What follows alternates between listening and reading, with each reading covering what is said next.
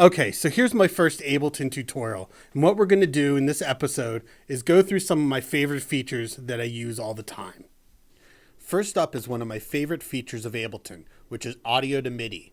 What this is in a nutshell, it allows you to take a piece of audio, which can be a vocal, instrument, or anything melodic or rhythmic, and drop it from an audio channel to a MIDI channel, and it will convert the audio to MIDI. This is great for doubling up a guitar or vocal line, layering a melody, or any number of creative things. I've got a few audio clips to demonstrate the different conversion types. There's two ways to get the ball rolling. For this first example, we're going to use a guitar clip. So we're going to right click, we're going to convert melody to new MIDI track. So Ableton's going to do its thing converting. When it's done, you're going to have a new MIDI track with Ableton's default melody. So let's take a listen to what it did.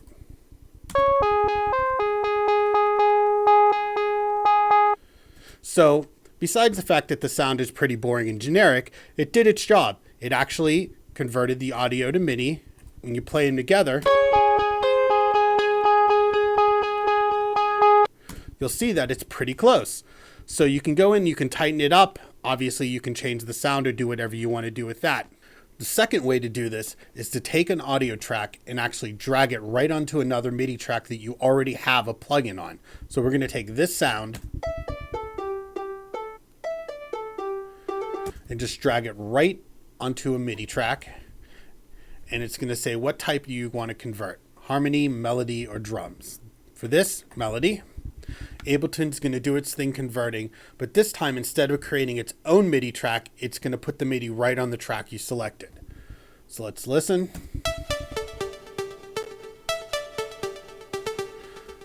Sounds good. Playing them together. Pretty spot on. So now you can take the new MIDI and create any sound you want. You can even get rid of the old one and just create a whole 100 layers of new sounds, anything your heart desires. I found this method works best on sounds that are drier and don't have a lot of effects on it. And also Ableton uses the transients to select where it chops it. So you may have to go in and actually put a few markers in if it's not selecting the different notes. Now the harmony analyzing in Ableton is a little bit hit or miss. Depending on how clean the source sample is, sometimes the tracking adds some weird artifacts or adds some weird notes. But to show you how it works, here's a pretty simple chord progression. We're going to right click, and this time we're going to go convert harmony to MIDI track. And Ableton's going to do its analyzing, and it's going to create an entirely new track with its basic harmony channel. So this is what it did. Now for the most part, it tracked it pretty well. It added that little high note, which actually isn't too bad. Playing them together.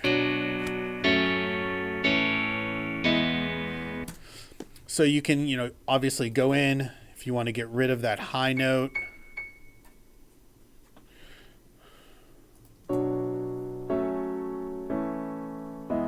Got a little Adele feel to it.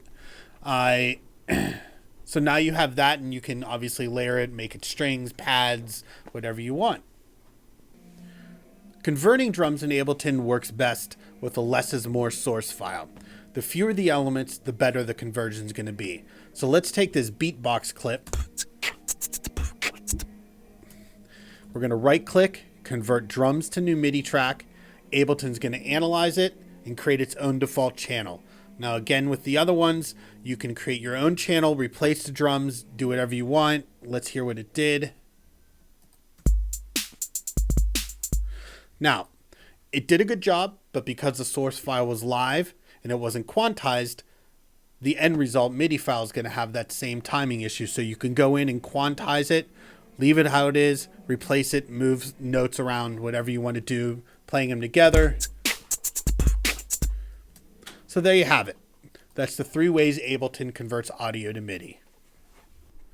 Thanks for watching. I have a bunch more tutorials coming up, as well as a lot of content on my social media, so don't forget to subscribe. See you next time.